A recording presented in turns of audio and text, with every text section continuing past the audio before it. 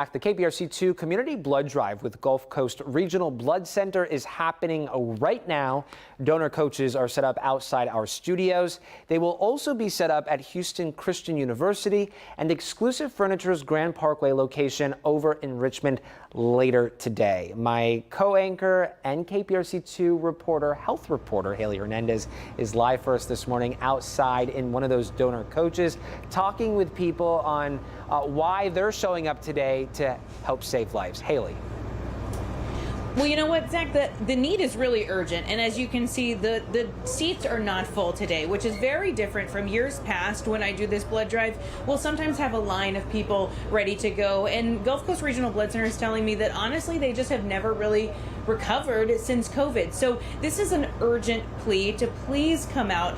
You can come to our studios here at 8181 Southwest Freeway. You can go onto the website and donate or schedule a time to donate anytime. We're going to be out here till 3 o'clock today. But really, this is so important because, you know, with those recent power outages, with storms and flooding, sites have had to close. People weren't able to get out and donate. And that means that we are going into a season where we typically have low blood supply, even lower. So it's very important that you come out. I do have a volunteer with me here today. And tell me why you thought it was so important to come out here and volunteer. What do you want people to know about donating blood?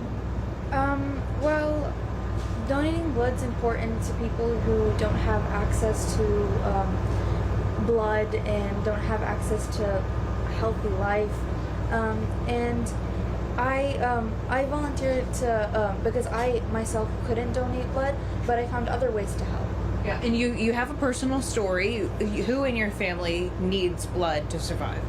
Well, my mother, she has a bleeding disorder called hemophilia, and without blood, she would not be able to stand or walk or even be here. Just have a good quality of life. So we are so important that you came out and that you're helping in ways that you are able to help. Just give people one plea to sign up and to come out and help us out. Yes, please donate blood.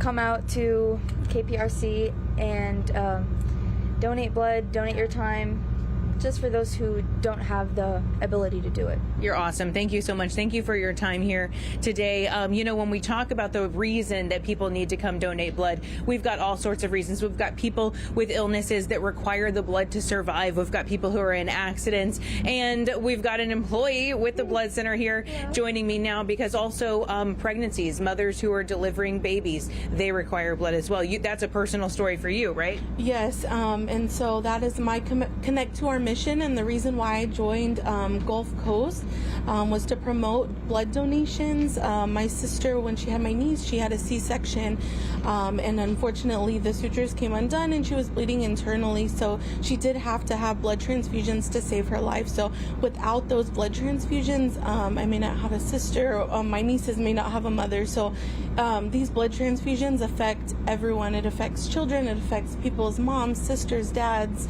husbands. So this is very, very personal to a lot of people. So please come out and donate wherever is closest to you at the most convenient time. Yeah, people in Houston are going under operations every day. They're going in to have a baby. It seems like a simple procedure. It turns into a complication that requires blood, and it might require a lot of bags of blood. So going into this season already low is really something that we're not comfortable with. We really need you to come out here and help us get the blood supply up. Is that right? Yes, come out, please.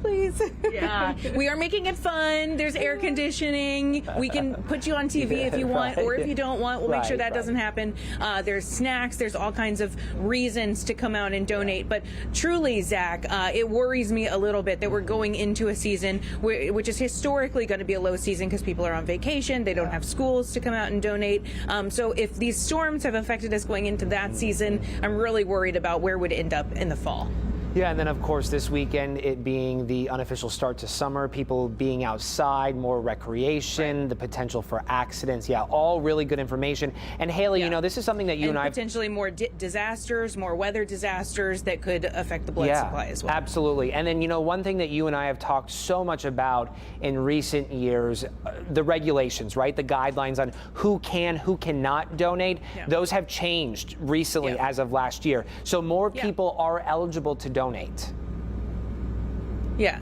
You want me to get Cameron in here to talk about that? Yeah, let's talk about that. Come Let's on have that in, Cameron. conversation. So Cameron's here with the Gulf Coast Regional Blood Center. He's been joining me for years now talking about our annual blood drive. But what Zach's talking about is the criteria has changed. There are more people who are eligible to donate. Can you comment on that? Sure, absolutely. So just last year, the FDA actually relaxed a lot of the restrictions that were currently in place, allowing a lot of our LGBTQ community to donate. So now a lot of gay and bisexual men are able to donate because they changed the eligibility question. So you can actually come out and donate blood now and be a part of this, and we're inviting the community to come out and donate blood. Yeah, that opens up a whole large percentage of our population, so that's bound to help you out. Have you noticed that more people are taking advantage of having the ability to donate blood? Yeah, we are seeing some people come out and donate blood, but we need more people to come out and donate blood.